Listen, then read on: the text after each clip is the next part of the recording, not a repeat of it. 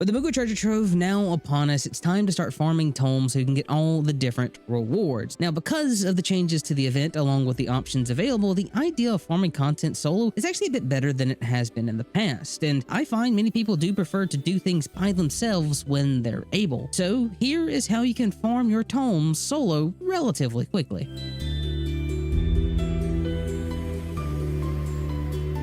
Starting us off, you are going to need a leveled blue mage, ideally max level, but it's not required. You'll just be lacking a few spell options that could be useful. Speaking of which, let's talk about the spells you're going to need. As always, when doing any solo blue mage content, you're going to want Etheric Mimicry for tank mimicry, basic instinct, and mighty guard. These provide both massive offensive and defensive increases that you'll always want when doing things solo. After those three, you're going to want some death spells to not only help handle trash, but also bosses as well. The ones that you're going to want are Doom and Missile for bosses, along with Ultra Vibration and level 5 Death for trash bags. And since Ultra Vibration requires an enemy to be frozen, you're also going to need Ram's Voice as well. Next, you're going to want to bring the Final Sting combo of Whistle, Moonflute, and of course, Final Sting. And lastly, for the required spells, I'd recommend bringing something for healing like White Wind and or Rehydration for extra safety. Now, while those are the spells that I would say are required, those aren't the only ones that you should actually bring, as you're going to want to bring as many damaging spells as you can, because the more you have, the faster and easier this farm is going to be. But with the spells covered, let's move on to the actual farm.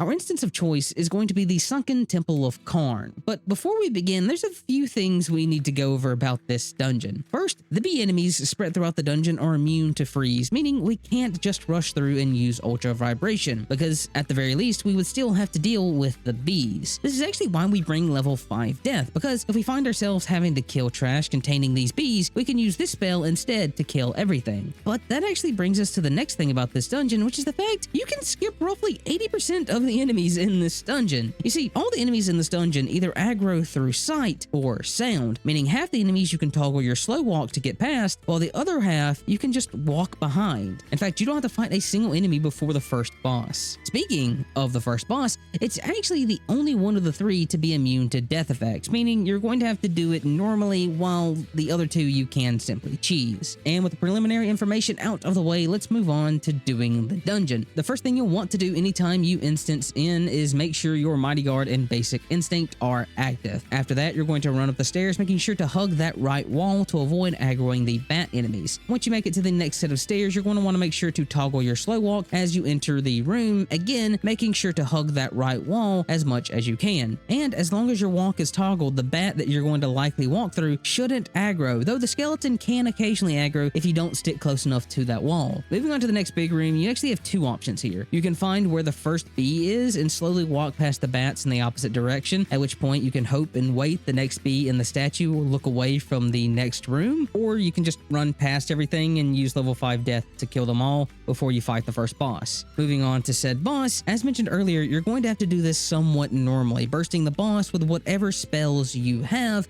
until they fall below 49%, at which point you can do a fully powered Final Sting combo to kill them. And while this does make you go back to the entrance, since we kill the boss, we get a shortcut taking us back to the arena, and it even resets our spells, which is important if we used level 5 death earlier. Before we continue on, you do want to make sure to reactivate your Basic Instinct, as it will deactivate when you die. With that being done, we move on to probably the most annoying room in the dungeon because of these two bees. Like before, you should try to avoid them if able, but if worse comes to worse, you can burst them before moving on. Outside the bees, you also have the head enemy that you'll need to kill to progress, and a Deathclaw that you can easily avoid by hugging either wall, as like the bees, these are sight enemies. Once you kill the head on the pedestal, you'll be able to move on, and you'll want to ignore the two head enemies that are going to aggro on you, as they'll de-aggro once you make it past the next room, which is where you'll find two Deathclaws that you can again completely ignore by either walking through them or around them, depending on where they're looking, because remember, they are sight enemies. Moving down the stairs, you'll see the entrance to the next boss room, guarded by some enemies that you can toggle walk to get past. Now, unlike the first boss, the second is vulnerable to death spells,